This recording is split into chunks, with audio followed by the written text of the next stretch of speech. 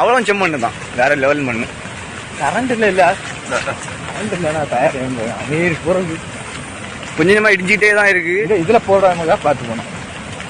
இனி இங்க டேஞ்சர் ஆயிடும். அங்க போறேன் ஒரு இங்க இருந்த தண்ணி ரிவேல்ஸ்ல வரும், அங்க இருந்தா அப்படியே தான் வருது. சந்தோஷமா இருங்க. ஊர் போக்கு